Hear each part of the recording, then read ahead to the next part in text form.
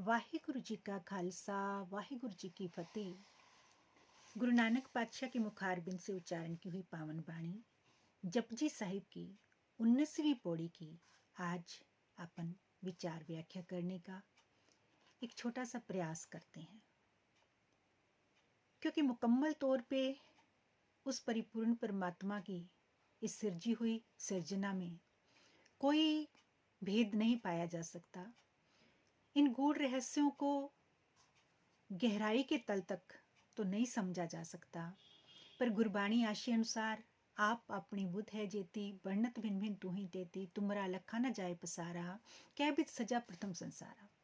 हे वाहिगुरु जी, आपने कैसे रचना की, कितनी रचना की कोई नहीं जानता, पर जिसको आपने जितना कहने की बुद्धि बख्शी, समर्था बख्शी, बस वो उतना उतना कह के चला गया।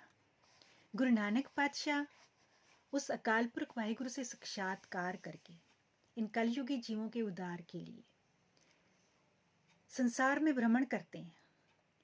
उस ईश्वर के प्रेम वाले जो संदेश हैं और मानवतावादी जो उनका दृष्टिकोण है, उसकी खुशबू को चहुं और फैलाने के लिए गुरु पातशाह ने ये पावन वाणी की रचना की, जिस वाणी को धुर की वाणी कहा है।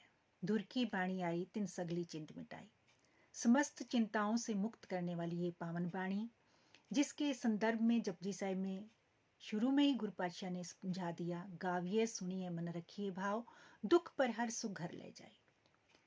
इसका गायन करके, इसको श्रवण करके और मनन की ओर अग्रसर होकर और इस पर अमल करके समस्त दुखों से, चिंताओं से, कलेशों से, संतापों से छुटकारा मुमकिन है और सुख घर ले जाए। अंतःकरण में सुख जो सदैवी सदैव कायम रहने वाला सुख है, जो आनंद की अनुभूति है, उसको प्राप्त किया जा सकता है। कितना सहज मार्ग गुरु नानक पातशाह ने समझाया है। जप तप संयम धर्म न कमाया, सेवा साधना जान्या हर राया, कहो नानक हम नीच कर्मा, शरण परे की राखो सरमा। गुरु पातशाह पंचम पातशाह गुरबाणी में संकेत करते हैं कि मैंने कोई जप तप, कोई मुश्किल क्रियाएं नहीं की, हठ योग की साधना भी नहीं की, केवल मैं तेरी शरण में हूं। और शरण में भी इस कदर कि पूरी विनम्रता के साथ, पूरे समर्पण के साथ। और जब कोई इस तरह से समर्पित हो जाता है तो वो परिपूर्ण परमात्मा कैसे कृपा करता है, वो अपने से ही मिला लेता है। 19वीं पौड़ी में गुरु नानक पातशाह पावन फरमान करते हैं, असंख नाव असंख थाओ, अगम अगम असंख लो। असंख कह सिर भार होई, अखरी नाम अखरी सलाहा, अखरी ज्ञान गीत गुण गाहा, अखरी लिखण बोलन बाण, अखरा सिर संजोग बखान, जिन ए लिखे तिस सिर नाही, जिन फुरमाए त्यों त्यों पाए, जेता कीता तेता नाव, विण नावे नाही को थाओ। कुदरत कवन कहाँ विचार, वारिया न जावा एक वार, जो तुध भावै साई भलीकार, तू सदा सलामत निरंकार। जो तुध भावै साई भलीकार, तू सदा सलामत निरंकार। इस पौड़ी में गुरु नानक पातशाह जी कुदरत की, उस प्रकृति की, उस कुदरत वाले की रचना में तरह तरह के जीवों का तथा उनकी मनोवृत्तियां, उनके रहने के स्थानों का तथा उन सब में सर्वव्यापी उस मालिक की होंद, उसके अस्तित्व का वर्णन करते हैं। वो सरगुण रूप में निर्गुण निराकार होते हुए भी उसका सरगुण पसारा है, क्योंकि सब में वो परिपूर्ण परमात्मा आप बस रहा है, आप व्याप्त है। अगर वो परमात्मा आप व्याप्त है तो फिर वो इसका भाव ये हुआ कि उसका सरगुण पसारा है। इसलिए गुरबाणी उसके निर्गुण और सरगुण दोनों पसारों को मानती है। गुरु पातशाह फरमान करते हैं, असंख नाव असंख थाओ, कि अनेक जीव हैं तेरी रचना में, हे मालिक। अनेक जीव हैं, कोई गिनती नहीं की जा सकती, जिनके विविध नाम हैं। उनके नाम भी नाना प्रकार के हैं, कई प्रकार के हैं, तथा असंख्य ही उनके निवास स्थान हैं, अर्थात अनगिनत उनके रहने के ठिकाने हैं। जड़ चेतन जीव जंतु उस मालिक ने पैदा किए हैं। अगम अगम असंख्य लो, जड़ चेतन जीव जंतु उस मालिक ने पैदा किए हैं। उन सब में वह अकाल पुरख स्वयं परिपूर्ण है, सब में आप बसा हुआ है, रसा बसा हुआ है। गुरबाणी में अन्यत्र भी समझाया है, भक्त नामदेव जी पावन फरमान करते हैं इस संदर्भ में, सभी घट राम बोले, रामा बोले, राम बिना को बोले रे। एकल माटी कुंजर चीटी भाजन है बहु नाना रे, अस्थावर जंगम कीट पतंगम घट घट राम समाना रे। एकल चिंता राकनंता और तजु सब आसारे, पणवे नामा भय निकामा को ठाकुर को दासारे। पणवे नामा भय निकामा को ठाकुर को दासारे। गुरु पातशाह भी गुरबाणी में उसकी सर्वव्यापकता का बार बार जिक्र करते हैं। वो सर्वव्यापी है, कण कण में, जरे जरे में वो बसा हुआ है। उस परवरदिगार की रचना में असंख्यों ही भवन है। असंख्य लो यानी भवन, लोक, भवन, जहां तक इंसान की पहुंच नहीं, लेकिन असंख्य शब्द को उस मालिक के लेखे जोखे को जानने के निमित्त प्रयोग करना भी सिर पर पापों की गठरी उठाना है। असंख्य कहे सिर भार होए। गुरु पातशाह की विनम्रता देखो। कहते असंख्य भी कहा जाए उस परमात्मा की रचना का भेद पाने के लिए, अगर असंख्य शब्द का भी अपन प्रयोग करते हैं तो वो भी एक तरह से अपने सिर पर बोझ उठाने जैसा है, भार सादृश्य है। वस्तुतः वे भी भूल ही करते हैं, क्योंकि उस मालिक व उसकी रचना का की कोई गिनती नहीं हो सकती। वो किसी मापदंड में किसी तरह से नहीं उसको नापा जा सकता। उसका वास्तविक स्वरूप कोई नहीं जान सकता, क्योंकि असंख्य भी गिनती का एक रूप भी आ जाता है। यथा इकाई से शुरू करें, इकाई, दहाई, सैकड़ा, हजार, 10,000, लाख, करोड़, अरब, खरब, नील, शंख, फिर आखिर में कोई कह देगा असंख्य। तो असंख्य भी एक गिनती में आ जाता है। इसलिए गुरु पातशाह कहते हैं उसकी गिनती हो ही नहीं सकती, इसलिए असंख्य कहे सिर भार होए। असंख्य कहने से भी यूं समझ लो पाप ही करना है। मतलब कहने से मुराद कि उस परिपूर्ण परमात्मा और उसकी रचना का कोई भी भेद नहीं पा सकता, कोई भी अंत नहीं पा सकता। अखरी नाम अखरी सलाह। यहाँ अखरी नाम अखरी सलाह की विचार व्याख्या से पूर्व अखरी शब्द पर विचार कर लेते हैं। विविध विद्वानों ने अखरी शब्द का अर्थ दुनियावी विद्या रूपी अक्षर ज्ञान लिया है, लेकिन अक्षरों के द्वारा ही वाहिगुरु नाम की सिर्फ सलाह की जा सकती है उनकी मान्यता अनुसार। इस संदर्भ में ज्ञानी हरबंस सिंह जी के विचारानुसार विद्या रूपी अक्षरों से इस तथ्य का ज्ञान होता है कि साचे नाम की सिलसिला यानी उस कुदरत वाले की यशोगान, उसकी उस्तत दूर से लिखे अक्षरों द्वारा ही मुमकिन है। दुनियावी अक्षरों से उसकी सिफ्त सलाह भी नहीं हो सकती, उसकी उस्तत भी नहीं हो सकती। राम राम करता सब जग फिरे। बेशक राम राम करते सारा जग फिर रहा है, लेकिन राम ना पाया जाए। केवल कहने मात्र से राम को पाया नहीं जा सकता। उसके लिए तो नाम और नामी को अभेद होना पड़ेगा। इस संदर्भ में गुरबाणी में पावन संदेश है, धुर मस्तक हर प्रभ लिखिया मेरी जिंदड़िए, जन नानक हर गुण गाए राम। जिनके धुर से संजोग ऐसे लिख दिए गए, ऐसे लेख जिसकी ऐसी तकदीर लिख दी गई है, वही हे वाहिगुरु जियो आपकी सिलसिला वही कर सकता है, आपका नाम वही जप सकता है।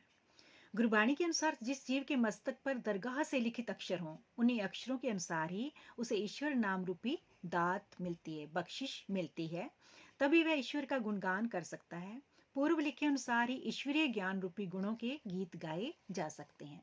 ये भी पूर्व में जो कर्मों के इस तरह के संस्कारों के सदके या फिर उस मालिक की रहमत के सदके, ये दो चीजें अपने आप में विलक्षण है। कर्मों के लेखे जोखे भी वहां खत्म हो जाते हैं जहां उस ईश्वर की रहमत हो जाती है। उसकी नदर सबसे ऊंची है, सबसे बड़ी है। उसकी बख्शिश हो जाए तो पल में कर्मों के लेखे भी जो है वो खत्म हो सकते हैं। अखरी नाम अखरी सलाह, अखरी ज्ञान गीत गुणगा, अखरी लिखण बोलन बाण। गुरु पातशाह समझाते हैं कि तभी वह ईश्वर का गुणगान कर सकता है। पूर्व लिखे अनुसार ही ईश्वरीय ज्ञान रूपी गुणों के गीत गाए जा सकते हैं। हुक्म रूपी कलम लेखनी के लिखे अनुसार ही नाम को लिखने एवं उच्चारण करने से शुभ मानस बनता है, नेक मानस बनता है, नेक इरादे बनते हैं। मस्तक पर लिखे अनुसार ही जीवों का आपसी संबंध होना बताया है। और विशेष बात की, जिस परमात्मा ने जीवों के मस्तक पर ये लेख लिखे हैं, उनका भाग्य लिखा है, उनकी तकदीर लिखी है, उस परिपूर्ण परमात्मा के अपने सिर पे कोई लेखा जोखा नहीं है। उसकी तकदीर लिखने वाला कोई नहीं है। वो सारी रचना, जितने भी जड़ चेतन पदार्थ हैं, प्राणी हैं, उन सब की तकदीर लिखता है। जिन ये लिखे तिस सिर ना है, लेकिन जिसने ये लिखी है उसके सिर पर कोई लेख नहीं है, उसकी कोई तकदीर लिखने वाला नहीं है, क्योंकि वो सबका भाग्य विधाता है। तो उस मालिक ने, जिसने सबके लेख लिखे हैं, उसके सिर पर इस तरह का कोई लेखा जोखा नहीं है। जिन फरमाए त्यों त्यों पाए, जैसा जैसा उसका हुक्म है वैसा वैसा होता है। उसके हुक्म से कोई आकी या बागी नहीं हो सकता। जेता कीता तेता ना हो, जितना उस मालिक ने किया है। जिस परमात्मा ने जीवों के मस्तक पर ये लेख रूपी अक्षर लिखे हैं, उसके अपने मस्तक पर कोई लेख नहीं, भाव वह अलेख है। जैसा कि गुरबाणी का अन्यत्र प्रमाण है, निर्भो सो सिर नाही लेखा, वो निर्भय स्वरूप है, उसके सिर पर कोई लेखा जोखा नहीं है। आप अलेख कुदरत है देखा, आप अतीत अजोनी संभव, नानक गुरमत सो पाया। अतः वह अलेख परमात्मा जिस तरह जीवों को हुक्म करता है, वैसा ही वह जीव प्राप्त कर लेते हैं। जितनी सृजना, जितना उसका प्रसार, जितना उसका फैलाव अर्थात विस्तार वाहिगुरु ने किया है, उतना ही उस मालिक के नाम करके ही है। अर्थात नाम के बिना कोई भी स्थान नहीं जहां वह ईश्वर ना समाया हो। इसलिए हे मालिक, मैं आप जी की रची कुदरत का कौन कौन सा विचार कहूँ। गुरु नानक पातशाह की विनम्रता। क्योंकि शेष नाग तेरा भरम ना जाना, जिसकी 1000 जीवाएं हैं, और वो प्रतिपल अपनी हरेक जीव से उस परिपूर्ण परमात्मा का नया नाम उच्चारण करता है। एक जीव वाला प्राणी, वो भी पता नहीं दिन में किस वक्त इसको याद आती है उस रब की, वो क्या उसका अंत पाएगा। शेष नाग तेरा मरम ना जाना, शेष नाग 1000 जीवाओं से हर पल हर समय उसका नया नाम उच्चारण करता है, उस परिपूर्ण परमात्मा का। आज तक उसने भेद नहीं पाया, तो एक जीव वाला ये प्राणी, जो कि दुनियावी धंधों में इसका तरह गलतान है, उसको ईश्वर की याद ही कहाँ आती है। वो भेद तो क्या पाएगा, उसमें अभेद होने का भी उसका कोई प्रयास नहीं है। तो गुरु पातशाह कहते हैं कि मैं आप जी की रची कुदरत का कौन कौन सा विचार करूं, आपकी किस रचना पे मैं विचार करूं, क्योंकि कोई भी जगह ऐसी नहीं है जहां तू नहीं समाया है। तेरी रचना, तेरा विस्तार अकथनीय है, अगम्य है। तू इतना समृद्ध है और तेरी रचना इतनी प्रसारित है कि उसके एक पहलू पर भी मुकम्मल तौर पर विचार नहीं किया जा सकता। पर यह भी मेरे वश में कहाँ, अतः मैं क्यों ना आप पर एक बार ही न्यौछावर हो जाऊं, कुर्बान हो जाऊं। लेकिन कहते हैं गुरु पातशाह, पर यह भी मेरे वश में कहाँ, मेरी ये कहाँ समर्थता है कि मैं एक बार ही तेरे पर बलिहार हो जाऊं, कुर्बान हो जाऊं। अतः जो कुछ आपको अच्छा लगे, जो तुद भावे साई भलीकार, जो तिस भावे नानका साई गल चंगी। आप पे हर एक रंग है, आप पे बहुरंगी, जो तिस भावे नानका साई गल चंगी। गुरबाणी में अनत्र भी यही समझाया है। अतः गुरुदेव फरमान करते हैं कि जो कार्य यानी कर्म आपको अच्छा लगे, बस वही अच्छा है, क्योंकि बाकी सारी रचना बनती है, बिगड़ती है, विनिष्ट हो जाती है, नाश हो जाती है। उसके जब जी में आती है वो रचना करता है, जब उसके जी में आएगा वो समेट लेगा। तो अरबद नरबद धुंधुकारा, कहते अरबों खरबों साल धुंध ही धुंध थी, कुछ भी नहीं हुआ था। उस परमात्मा के जी में नहीं आया था कि मैं रचना करूं, और जब उसके जी में आया कि तपसाओ एको कुआओ तिस्ते होए लख तरियाओ। कुदरत कवन कहाँ विचार, वारिया न जावा एक बार। हे वाहिगुरु जी, जब आपके जी में आया, आपकी एक आवाज ने, आपके एक हुक्म ने लाखों दरिया पैदा कर दिए, कितनी रचना कर दी, उसका कोई अंत नहीं है। वारिया न जावा एक बार, मैं तो तुझसे तुझ पर एक बार बलिहार होने योग्य भी नहीं हूँ। जो तुझ भावे साई भलीकार। हे वाहिगुरु जियो, जो आपको अच्छी लगे वही वही कार अच्छी है। वही कार मतलब कर्म, वही कर्म अच्छा है, वही कर्म नेक है। तू सदा सलामत निरंकार। हे वाहिगुरु जियो, आप सदा सलामत रहने वाले हो, सदा स्थिर। हर रचना जो उपजा सो बिनस है। जिसने जन्म लिया है उसकी कितनी बड़ी आयु क्यों ना हो। पुराने युगों में अगर बात करें तो कितनी कितनी जप तप करके समाधियां लगा के हजारों साल अपनी उम्र उनकी होती थी, ऋषियों मुनियों की। लेकिन फिर भी क्या, आखिर जो जिसने जन्म लिया है आखिर उसने इस संसार से पलायन करना ही करना है। ये कुदरत का अटल नियम है। और कहते हैं सबसे बड़ा आश्चर्य भी तो इसी को मानना है ना। रोज इंसान देखता है और साथ संगी साथी जा रहे हैं, लेकिन फिर भी वो जीने की ख्वाहिश रखता है। लेकिन जब उसे इस बात का अटूट विश्वास हो जाएगा कि सब ने यहाँ से जाना है, सब ना सौरे वंजना सब मुकलावन हार, गुरबाणी कहती है। ये हमारा जो ये संसार है, ये हमारा सबका, सब जीव स्त्रियों का। जीव स्त्री में पुरुष भी आते हैं और औरतें भी आती हैं गुरबाणी आशय अनुसार। तो सब ना सौरे वंजना सब मुकलावन हार, कहते हैं सबका मायका घर है और सब ने एक दिन ससुराल जाना है, यानी उस ईश्वर के दर पे जाना है। तो इसलिए यहाँ वो चज आचार सीख के, वो संस्कार सीख के, वो नेक कर्म की गुण जो है वो सहेज के लेके जाने हैं, वहाँ वही काम आने हैं। इसलिए एक बार गुरु नानक पातशाह के इस संसार की जो नश्वरता है उससे हम आंखें मूंद लेते हैं। और कोई भी आप अक्सर देखोगे, कोई भी कितना भी पत्थर दिल इंसान हो ना, जब वो किसी अपने के साथ, डेड बॉडी के साथ जब शमशान भूमि पे जाता है ना, और उस समय उसका हृदय पसीज जाता है। उस समय कहता है ये सब नश्वर है, सब व्यर्थ है, एक दिन सबको चले जाना है। लेकिन अभी जब उसको छोड़ के वापस आते हैं, जो भी क्रिया करते हैं, जलाने की, दफनाने की, जो भी जिस धर्म में जिसके अनुसार मर्यादा है, तो अभी आधे रास्ते भी वापस नहीं आते, फिर वो जीवन की कहानियां शुरू हो जाती हैं, वही तेरी मेरी शुरू हो जाती है। फिर वो मौत को हम भुला देते हैं। और कहते हैं कोई भी व्यक्ति कितना भी इस तरह का विचारों वाला, अच्छे नेक विचारों वाला हो ना, जब वो शादी में जाता है ना, उस समय पता नहीं उसके अंदर कौन सा एक गुरूर सा आ जाता है कि यही रंग तमाशे सब कुछ सच्चा है। लेकिन ना वो रंग तमाशे सच्चे हैं, अटल सच्चाई मौत है।